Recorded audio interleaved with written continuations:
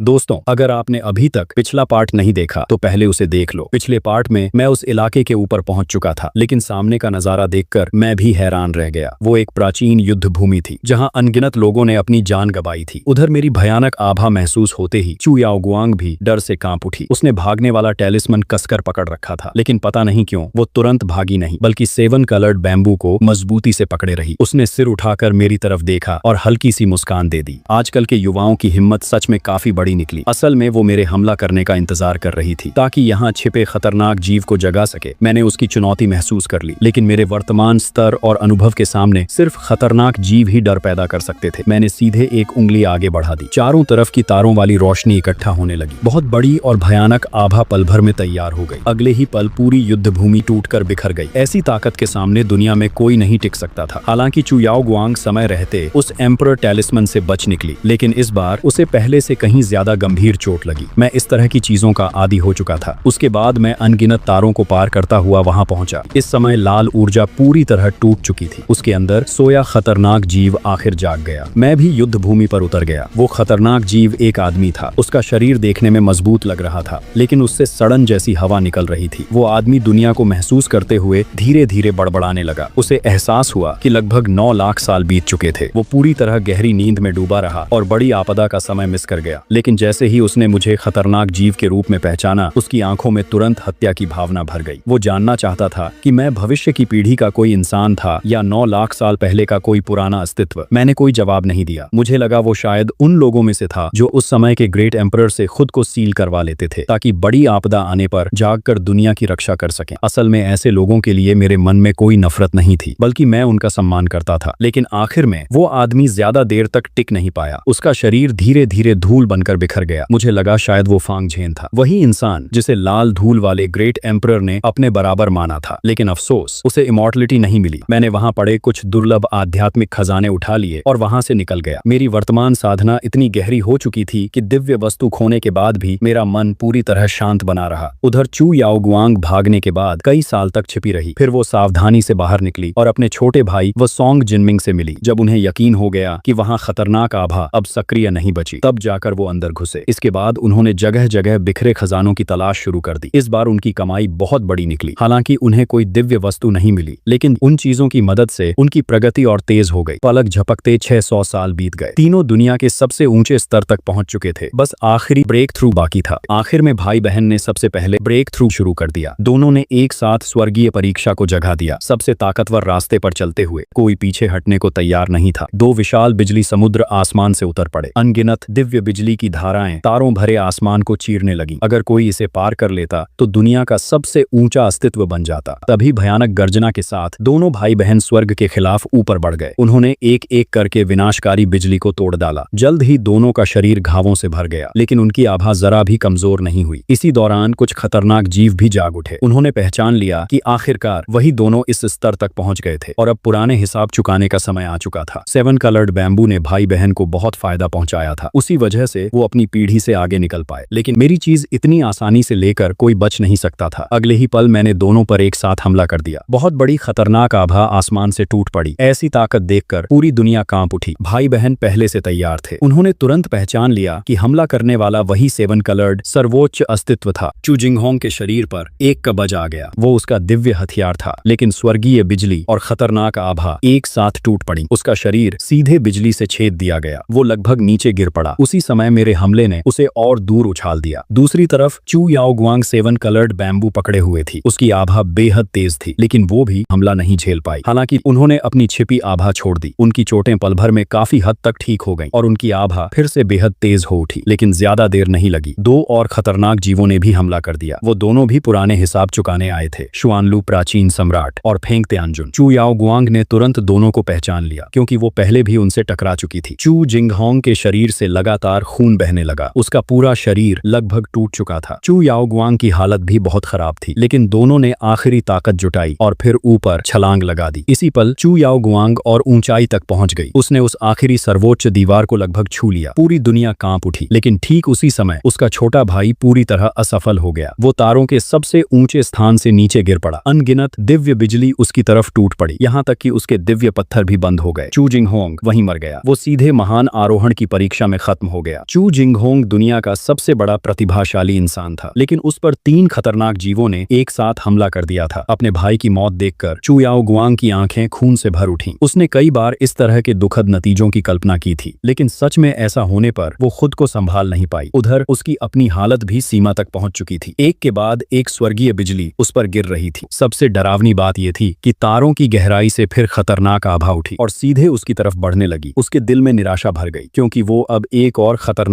हमला नहीं झेल सकती थी। सिर्फ यही एक वार उसे नीचे गिराने के लिए काफी था। लेकिन तभी कुछ ऐसा हुआ जिसकी किसी ने कल्पना नहीं की थी। सोंग जिनमिंग अचानक उसके सामने आ गया। दिल में छिपी किसी भावना की वजह से वो खुद को रोक नहीं पाया। उसने चू याओगुआंग के लिए सर्वोच्च खतरनाक जीव का हमला सीधे झेल लिया। उसी पल उसका शरीर लगभग चकनाचूर हो गया। चू याओगुआंग पूरी तरह हिल गई, क्योंकि उसका प्रतिद्वंद्वी सोंग जिनमिंग अपनी जान दांव पर लगाकर उसकी रक्षा कर रहा था। तभी एक और खतरनाक आभा फूटी। सोंग जिनमिंग ने टूटे शरीर को संभालते हुए फिर सामने आकर हमला रोक लिया। इसके बाद वो पीछे जाकर गिर पड़ा। कोई नहीं जानता था कि वो जिंदा बचा या नहीं, लेकिन इसी मौके का फायदा उठाकर चू याओगुआंग ने आखिरी कदम पार कर लिया। बहुत बड़ी आभा उसके शरीर में उमड़ पड़ी। उसकी शक्ति तेजी से बढ़ने लगी, लेकिन उसी समय फिर एक खतरनाक जीव ने हमला कर दिया। वो अब भी नए एम्परर को जन्म लेने से रोकना चाहता था, लेकिन बहुत देर हो चुकी थी। उसने टूटा हुआ 7 कलर्ड बैम्बू लहराया और उसी पल दुनिया के सबसे ऊंचे स्थान पर पहुंच गई। पूरा ब्रह्मांड जोर से कांप उठा। इस समय तारों भरे आसमान के सबसे ऊंचे स्थान पर सिर्फ एक इंसान खड़ा था। उसके लंबे बाल हवा में लहरा रहे थे। आंखों से सबसे ताकतवर दिव्य रोशनी निकल रही थी। चारों तरफ सम्राटीय आभा फैल चुकी थी। चू याओगुआंग आखिर ग्रेट एम्परर बन गई। वो इस युग की अंतिम विजेता बन चुकी थी। उसकी सिर्फ आभा ही खतरनाक जीवों के मन में डर भरने के लिए काफी थी। अब कोई भी आसानी से दुनिया में तबाही मचाने की हिम्मत नहीं कर सकता था। फिर भी वो अपने पुराने दुश्मनों को नहीं भूली। जहां तक सोंग जिनमिंग की बात थी, चू याओगुआंग ने उसे समय रहते बचा लिया, लेकिन वो अपंग हो चुका था। उसकी साधना की नींव पूरी तरह टूट गई थी। अब वो ज्यादा समय तक जिंदा नहीं रह सकता था। चू याओगुआंग ने आसमान की तरफ देखा। उसकी सम्राटीय आभा पूरे ब्रह्मांड में फैल गई। अब उसने उन खतरनाक जीवों की तलाश शुरू कर दी जिन्होंने उस पर हमला किया था। वो सिर्फ 2 लोगों की पहचान कर पाई। एक था शुआनलू प्राचीन सम्राट, दूसरा था फेंग तियानजुन। बाकी 2 की पहचान वो नहीं कर पाई। उसे सिर्फ इतना पता चला कि उनमें से एक लाइफ डाओ वाले रास्ते का इस्तेमाल करता था और दूसरा प्राचीन बर्फ वाले रास्ते का। चू याओगुआंग किसी को छोड़ने वाली नहीं थी, भले ही ये दुश्मनी उसके और उसके भाई की वजह से शुरू हुई थी। मुझे भी उम्मीद नहीं थी कि वो छोटी चोर आखिर ग्रेट एम्परर बन जाएगी, लेकिन अब जो होना था हो चुका था। मैंने फिलहाल खुद को शांत किया और फिर अपनी इमोर्टल साधना के रास्ते पर लौट गया। ग्रेट एम्परर बनने के बाद चू याओगुआंग को चू जुए ग्रेट एम्परर कहा जाने लगा। आने वाले हजारों सालों तक वो अपनी शक्ति को और मजबूत बनाती रही, साथ ही अपने खतरनाक दुश्मनों की तलाश भी जारी रखी। ग्रेट एम्परर बने 4000 साल बीतने पर उसे महसूस हुआ कि सोंग जिनमिंग अब मरने वाला था, इसलिए उसने उसकी जिंदगी बढ़ा दी। इतना ही नहीं, उसने अपने वंश को आगे बढ़ाने के लिए सोंग जिनमिंग को चुना। उसका रवैया बहुत कठोर था। वो सोंग जिनमिंग को मना करने का मौका तक नहीं देना चाहती थी। 8000 साल बाद चू याओगुआंग ने आखिर शुआनलू प्राचीन एम्परर का ठिकाना खोज लिया। उसने बिना हिचक हमला कर दिया। पल भर में पूरा छिपा हुआ इलाका तबाह हो गया। मजबूर होकर शुआनलू प्राचीन एम्परर को बाहर आना पड़ा। इसके बाद सर्वोच्च अस्तित्वों की भयानक लड़ाई शुरू हो गई। हालांकि शुआनलू प्राचीन एम्परर पूरी तरह बूढ़ा नहीं हुआ था, लेकिन वो अपने पुराने सबसे ताकतवर समय जैसा भी नहीं बचा था। आखिर में चू याओगुआंग ने उसे मार गिराया। इसके बाद भी उसने अपने बाकी दुश्मनों की तलाश नहीं छोड़ी। वो कई प्राचीन खतरनाक इलाकों तक पहुंच गई और वहां भी कई भयानक लड़ाइयां हुई। आखिरकार ग्रेट एम्परर बने 15000 साल बाद उसने फेंग तियानजुन को भी खोज निकाला और उसे भी बेरहमी से खत्म कर दिया। लेकिन वो सिर्फ इतना ही कर पाई। बाकी 2 खतरनाक सर्वोच्च अस्तित्वों का कोई सुराग नहीं मिला। सबको लगा अब वो हार मान लेगी, लेकिन आखिर में उसने खुद को दिव्य शक्ति में सील कर लिया और खुद भी खतरनाक अस्तित्व बन गई। उसने ये सब सिर्फ इसलिए किया ताकि दुश्मनों के लौटने का इंतजार कर सके और फिर उन्हें अपने हाथों से खत्म कर दे। उसका स्वभाव शुरू से ऐसा ही था। जब मेरी उम्र 48,000 साल हुई तब चू जुए ग्रेट एम्परर आखिर खत्म हो गई। इस युग का अंत घोषित हो चुका था, लेकिन मुझे हमेशा महसूस होता रहा कि उसके भीतर कुछ गड़बड़ थी। मुझे शक हुआ कि वो भी खतरनाक अस्तित्व बन चुकी थी और ये मेरे लिए अच्छी खबर नहीं थी, क्योंकि हमारे बीच अब भी दुश्मनी बाकी थी। भले ही शुरुआत उसी ने की थी, लेकिन इतने लंबे समय बाद सही और गलत का कोई मतलब नहीं बचता था। जब मैंने चू जुए ग्रेट एम्परर से दुश्मनी की थी तब मैंने लाइफ डाओ वाला रास्ता इस्तेमाल किया था। अब दोनों ही एक दूसरे को खत्म करने की योजना बना रहे थे। 48,000 साल जीने के बाद मैं भी असली खतरनाक अस्तित्व बन चुका था। मेरी सोच और नजर अब उन्हीं खतरनाक जीवों जैसी हो गई थी। उनमें से कई के अपने अपने बड़े दुश्मन थे। बहुत कम खतरनाक जीव ऐसे थे जो पूरी तरह अकेले रह सके, लेकिन आखिर में वो सभी खत्म हो जाएंगे। सिर्फ मैं ही इमॉर्टल और सबसे ताकतवर रास्ते पर आगे बढ़ता रहूंगा।